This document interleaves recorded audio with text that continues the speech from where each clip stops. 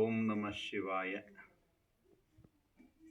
ಮೆಹಕರ ಕಟ್ಟಿಮನಿ ಸಂಸ್ಥಾನ ಹಿರೇಮಠದ ಸಮಸ್ತ ಸದ್ಭಕ್ತರಲ್ಲಿ ವಿಶೇಷವಾಗಿ ತಿಳಿಸುವುದೇನೆಂದರೆ, ಬರುವ ಮೇ ಮಹಿನೆಯಲ್ಲಿ ಮೇ 12ರಿಂದ 21, 22, 23ರವರೆಗೆ ಶ್ರೀ ಗುರು ವಿರೂಪಾಕ್ಷೇಶ್ವರ ಸಾನ್ನಿಧ್ಯದಲ್ಲಿ ರಾಜೇಶ್ವರ ಶಿವಾಚಾರ್ಯರ ಗುರುಪಟ್ಟಾಭಿಷೇಕ ಮಹೋತ್ಸವದ 25ನೆಯ ವರ್ಷದ ಕಾರ್ಯಕ್ರಮ ಅಂದರೆ ಅದು ರಜತ ಮಹೋತ್ಸವವನ್ನು ಅತ್ಯಂತ ವೈಭವದಿಂದ ಸಂಪನ್ನವಾಗುವುದಿದೆ. ಈ ಒಂದು ಕಾರ್ಯಕ್ರಮದಲ್ಲಿ ಶ್ರೀಮಠದ ಸಮಸ್ತ ಭಕ್ತರು ಈ ಕಾರ್ಯಕ್ರಮಕ್ಕೆ ಬರಬೇಕು ಅನ್ನತಕ್ಕಂಥ ಒಂದು ಮಹದುದ್ದೇಶವೇ ಈ ಕಾರ್ಯಕ್ರಮದ ಉದ್ದೇಶವಾಗಿದೆ. ಜೀವನದಲ್ಲಿ ಬಹಳಷ್ಟು ಭಕ್ತರಿಗೆ ಇಲ್ಲಿನವರೆಗೆ ತನ್ನ ಗುರುಮಠದ ಮೂಲ ಗುರುದೈವತವಾದಂತಹ ವಿರೂಪಾಕ್ಷೇಶ್ವರ ದರ್ಶನವಾಗಲಿಲ್ಲ. ಆ ನಿಮಿತ್ತವಾದರೂ ಕೂಡ ಬಂದು ಆ ಕಾರ್ಯಕ್ರಮದಲ್ಲಿ ಭಾಗಿಗಳಾಗಬೇಕು ಅನ್ನತಕ್ಕಂಥ ಒಂದು ಅಪೇಕ್ಷೆ. ಹೀಗಾಗಿ ಈ ಕಾರ್ಯಕ್ರಮದ ವಿಷಯ ಬೆಳ್ಳಿಯ ಪಲ್ಲಕ್ಕಿಯ ಸೇವೆಯನ್ನು ಸಮರ್ಪಣೆ ಮಾಡತಕ್ಕಂಥ ಒಂದು ಕಾರ್ಯ ಇದೆ. ಅದು ಏತಕ್ಕೆ ಅಂತಂದರೆ ಶ್ರೀ ಗುರು ರಾಚೋಟಿ ಶಿವಾಜಿ 60ರಲ್ಲಿ ಗುರುದೈವತವಾದಂತಹ ಮೇಕರಾಮದ ಶ್ರೀ ವಿರೂಪಾಕ್ಷೇಶ್ವರ ಮಂದಿರವನ್ನು ಕಟ್ಟಿಸಬೇಕು ಅಂತ ಸಂಕಲ್ಪ ಮಾಡಿ ಬಹಳ ಕಷ್ಟವನ್ನು ಪಟ್ಟು 12,000 ಕಿಲೋಮೀಟರ್ ಭಕ್ತರ ಮನೆಗೆ ಪಾದಯಾತ್ರೆಯನ್ನು ಮಾಡಿ ಹೋಗ್ತಾರೆ. ಅದೇ ರೀತಿ 1965-66ನೇ ಇಸ್ವಿಯಲ್ಲಿ ಮಂದಿರದ ಪ್ರತಿಷ್ಠಾಪನೆ, ಲಿಂಗ ಪ್ರತಿಷ್ಠಾಪನೆ, ವಿರೂಪಾಕ್ಷೇಶ್ವರ ಲಿಂಗ ಪ್ರತಿಷ್ಠಾಪನೆಯನ್ನು ಮಾಡಿ ಮಾಘ ಶುದ್ಧ ಪೂರ್ಣಿಮಕ್ಕೆ ಪ್ರತಿ ವರ್ಷ ಪಲ್ಲಕ್ಕಿಯನ್ನು ಅಂದಿನಿಂದ ಇಂದಿನವರೆಗೆ ಪ್ರಾರಂಭ ಇದೆ. ಹೀಗಾಗಿ ಅಂದಿನಿಂದ ಬಂದಂತಹ ಆ ಪಲ್ಲಕ್ಕಿಯ ಸೇವೆಗೆ ನಾವೆಲ್ಲರೂ ಕೂಡಿ ಒಂದು ರಜತ ಪಲ್ಲಕ್ಕಿಯನ್ನು ಸಮರ್ಪಣೆ ಮಾಡಬೇಕು ಅನ್ನತಕ್ಕಂಥ ನಿಮ್ಮ ಗುರುಗಳ ಅಪೇಕ್ಷೆ.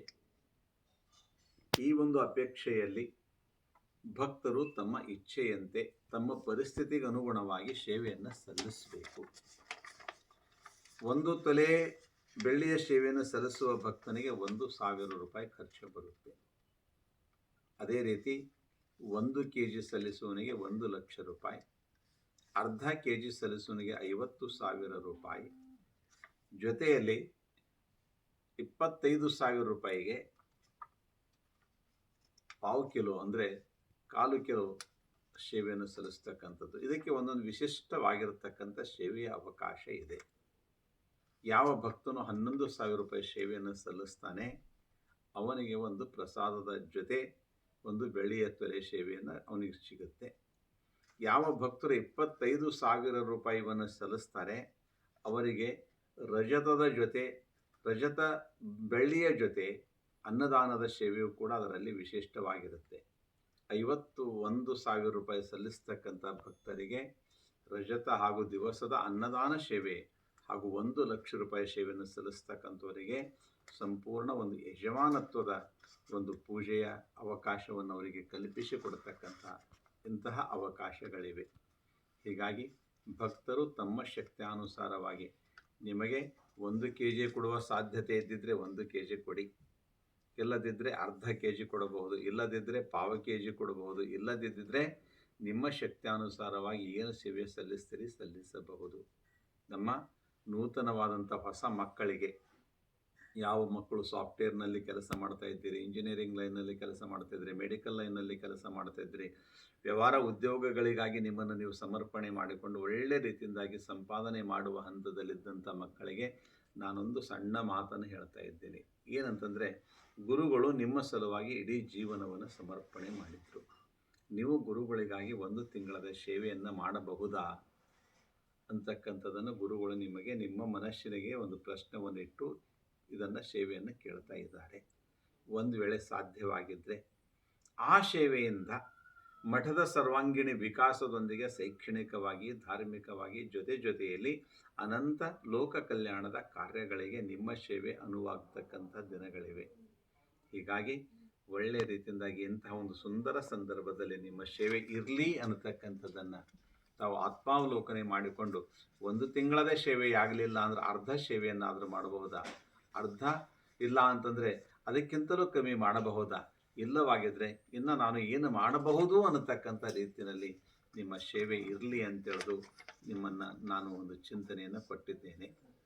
ಜೊತೆಯಲ್ಲಿ ಏನೂ ನನ್ನ ಪರಿಸ್ಥಿತಿ ಇಲ್ಲ ಅಂತಂದರೆ ಸುಮ್ಮನೆ ತಾವು ಬಂದು 100 ರೂಪಾಯಿ ಆದರೂ ಗುರುವಿಗೆ ಕಾಣಿಕೆಯನ್ನು ಕೊಟ್ಟು ಪ್ರಸಾದವನ್ನು ತೆಗೆದುಕೊಂಡು ಭಸ್ಮವನ್ನು ತೆಗೆದುಕೊಂಡು ಗುರುವಿನ ಆಶೀರ್ವಾದವನ್ನು ತೆಗೆದುಕೊಂಡು ಹೋಗಬೇಕು ಅನ್ನತಕ್ಕಂಥದ್ದನ್ನು ನಾನು ಯಾಕೆ ಹೇಳ್ತಾ ಇದ್ದೀನಿ ಅಂದರೆ ಸುಮ್ಮನೆ ಬಂದು ಹೋಗಂದ್ರೆ ಬರುವುದಿಲ್ಲ, ಸೇವೆ ಮಾಡಿದ ಭಕ್ತ ಮಾತ್ರ ಬರ್ತಾನೆ ಅನ್ನತಕ್ಕಂಥದ್ದು ನಿಮ್ಮ ಮನಸ್ಸಿನಲ್ಲಿ ಒಂದು ಮಾನಸಿಕ ತಯಾರಿ ಇದೆ. ನಾವೇನೇ ಕೊಟ್ಟಿಲ್ಲ ಹೆಂಗೆ ಹೋಗ್ಬೇಕ್ರಿ ಅಂತ ಬೇಡ, ನೀವೇನಾದರೂ ಸೇವೆ ಮಾಡಿರಿ, ಬಂದು ಕೊನೆ ಪಕ್ಷದಲ್ಲಿ ಶಾರೀರಿಕ ಶ್ರಮದ ಸೇವೆ ಮಾಡಿದರೂ ಕೂಡ ನಿಮ್ಮ ಸೇವೆ ಗುರುವಿಗೆ ಮುಡುತ್ತೆ ಅಂತಕ್ಕಂಥದ್ದನ್ನು ಹೇಳೋದ್ರೊಂದಿಗೆ ಬೇಸಿಗೆ ದಿವಸದ ವಿಪರೀತ ಕಾಲ ಇದು, ಬಿಸಿಲು, ಮೇ ತಿಂಗಳಲ್ಲಿ ನಡೆಯುವ ಕಾರ್ಯಕ್ರಮ ಸಾಯಂಕಾಲದ ಕಾರ್ಯಕ್ರಮ ನಡೆಯುತ್ತೆ. ಹೀಗಾಗಿ ಸಾಯಂಕಾಲ ಪ್ರವಚನ ಕಾರ್ಯಕ್ರಮ ಇತ್ಯಾದಿಗಳು ನಡೆಯುತ್ತವೆ. ಮುಂಜಾನೆ ಮಹಾರುದ್ರಾಭಿಷೇಕ ಪೂಜೆ, ದೀಕ್ಷಾ ಸಂಸ್ಕಾರ ಇತ್ಯಾದಿ ಕಾರ್ಯಕ್ರಮಗಳು ಮುಂಜಾನೆ ಕಡೆ ನಡೆಯುತ್ತೆ. ಅದೇ ರೀತಿ ಗುರುಗಳ ತುಲಾಭಾರ ಕಾರ್ಯಕ್ರಮ ಇರುತ್ತೆ. ಜೊತೆಯಲ್ಲಿ ಪಲ್ಲಕ್ಕಿಯ ಪೂಜೆ ಇರುತ್ತೆ, ವಿರೂಪಾಕ್ಷೇಶ್ವರ ಮೂರ್ತಿಯ ಪೂಜೆ ಇರುತ್ತೆ. ಇವೆಲ್ಲ ಕಾರ್ಯಕ್ರಮಗಳು ಪ್ರತಿ ದಿವಸ ಸಾಯಂಕಾಲ ಮುಂಜಾನೆ ನಡೀತಕ್ಕಂತಹ ಕಾರ್ಯಕ್ರಮಗಳು. ಈ ಎಲ್ಲ ಕಾರ್ಯಕ್ರಮದಲ್ಲಿ ಬಂದು ತಾವು ಭಾಗಿಗಳಾಗೋದ್ರೊಂದಿಗೆ ಮೇ 20ರಂದು ಪರಮ ಪೂಜ್ಯ ಜಗದ್ಗುರುಗಳು ಮಹಾಸನ್ನಿಧಿಯವರ ಬೆಳ್ಳಿಯ ಪಲ್ಲಕ್ಕಿಯಲ್ಲಿ ಉತ್ಸವವನ್ನು ಮಾಡಿ ಅವರನ್ನು ಸ್ವಾಗತಿಸಿಕೊಳ್ಳಲಾಗುವುದು.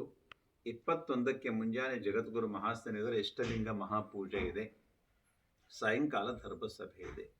21, 22, 23ರವರೆಗೆ 3 ದಿವಸಗಳ ಪರ್ಯಂತ ನಿಮ್ಮ ಗುರುವಿನ ಗುರುಗಳು ಅಂದರೆ ನಿಮ್ಮ ಗುರುಗಳು ಮೆಹಕರ ಗುರುಗಳಾಗಿದ್ದರೆ ಆ ಗುರುವಿನ ಗುರು ಯಾರಂದ್ರೆ ರಂಭಾಪುರಿ ಜಗದ್ಗುರುಗಳು 3 ದಿವಸ ಪರ್ಯಂತ ಮೆಹಕರ ಮಠದಲ್ಲಿ ವಾಸವಾಗಿದ್ದು ಭಕ್ತರಿಗೆ ದರ್ಶನಾಶೀರ್ವಾದವನ್ನು ಕೊಡತಕ್ಕಂಥ ಯೋಗನೂ ಕೂಡ ಒದಗಿಸಿಕೊಡಲಾಗಿದೆ.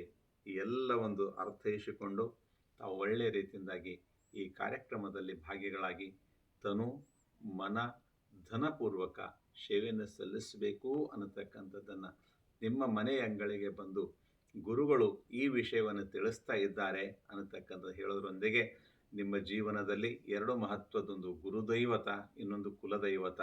ಅದು ಗುರುದೈವತ ಯಾವುದು ಅಂದರೆ ಮೆಹಕರ ಮಠದ ಶಿಷ್ಯ ಪರಂಪರೆಗೆ ವಿರೂಪಾಕ್ಷೇಶ್ವರನ ನಿಮ್ಮ ಗುರುದೈವತ.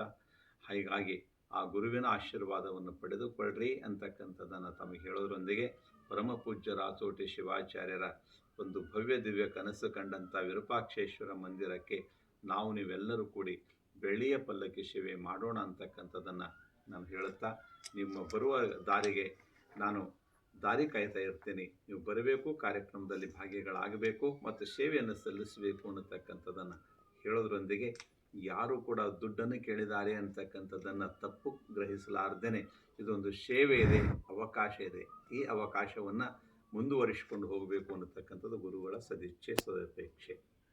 ಓಂ ಶಾಂತಿ ಶಾಂತಿ ಶಾಂತಿ.